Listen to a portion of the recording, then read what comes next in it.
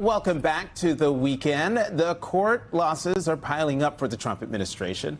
In just the past week, the administration faced two big legal rebukes. On Thursday, a Trump-appointed federal judge from Texas barred the administration from using the Alien Enemies Act to deport Venezuelans it deemed to be criminals from the Southern District of Texas, claiming that the use of the statute by the White House was illegal. Then on Friday, another federal judge blocked Trump's executive order targeting law firm Perkins Coie, calling the president's efforts, quote, an unprecedented attack on the U.S. judicial system and, quote, unconstitutional.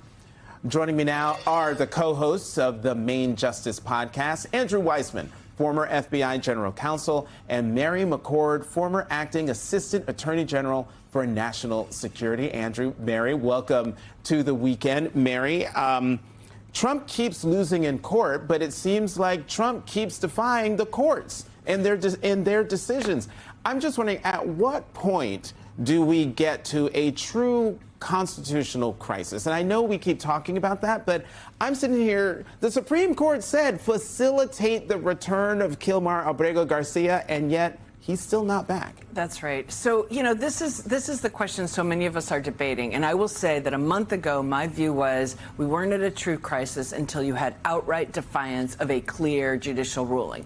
The problem is what the Trump administration is doing is everything's a little squishy, right? They're trying to introduce ambiguity into terms like facilitate. They're trying to introduce ambiguity into Judge Boasberg's order, turn the planes around, right? And say, well, we were over international airspace by that point in time. And so they're not going into the judges and saying, we think your order is unlawful and we're not going to comply. Then, you know, we'd be at that complete loggerheads.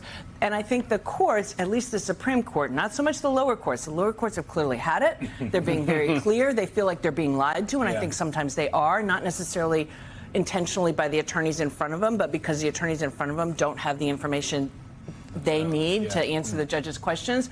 But I think the Supreme Court has kind of allowed some of that squishiness by being less than crystal clear in its orders, and it's time for it. And I think partly that was intentional so that they could leave some time for the push-pull and hope that the administration would sort of do the right thing. But it's hard not to say we're not already in crisis point when I'm talking about it for, you know, several minutes to try to explain the answer to that question. Right. Andrew, building on what Mary just said, all of these cases, the judges were following the law. And is this just going to inevitably end up at the Supreme Court? And what should we expect there? I think some of them will definitely end up there. One thing to note about the judges, in spite of the administration saying these are activist judges, the judges who are ruling against the administration are from, you know, Democratic appointees, Republican appointees, you have Trump appointees, you have a unanimous Supreme Court decision saying that these people in El Salvador were entitled to due process and have to be given due process. So this is not activist. How can they still defy it, though? I mean, this is, I'm a little bit more pessimistic in terms of what I think is going on. I totally agree with Mary that the Supreme Court has left some wiggle room. At the district court level, you are seeing defiance. You have judges who have had it, as Mary said.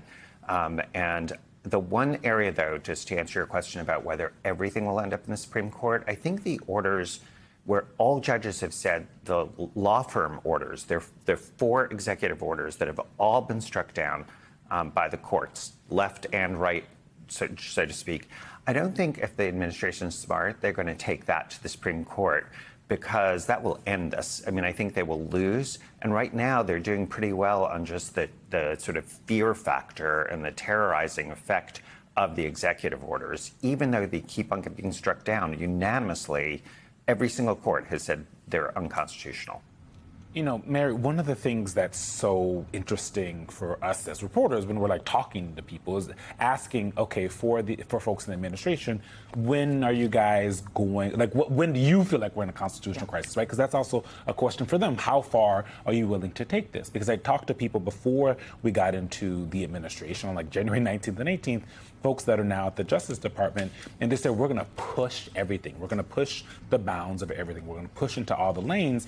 And they know that they can do this because at the end of the day, the checks and balances seems a little broken. Well, it's not working out the way that the founders envisioned. And the Supreme Court judges don't have an army. So what can be done if, as we've seen over and over and over again, the Trump administration, whether it be the lawyers in court or the actual administration, the folks in the White House, say, we're not doing that. So this is or we're not doing it your way. That's right. So this is where I think we now see that our system has survived for 250 years because each of the branches had respect for the others. And handshake agreements.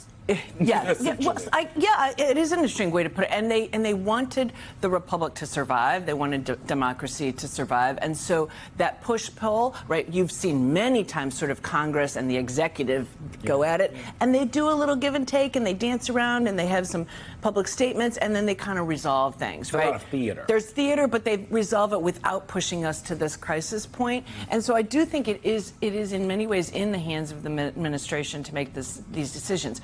Judges are going to keep ruling against them on the law in issues where they have clearly exceeded statutory authority, constitutional authority, violated judicial rulings.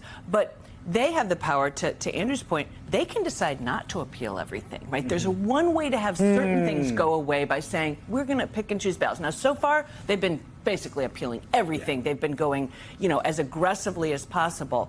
But I also don't think they want to have a series of losses in the Supreme Court. And so they're trying to figure out, I think, right now where the justices are. And at least when it comes to due process, all 9 justices say you've got to provide due process. Andrew, I want to switch gears and talk about President Trump's battle with Harvard.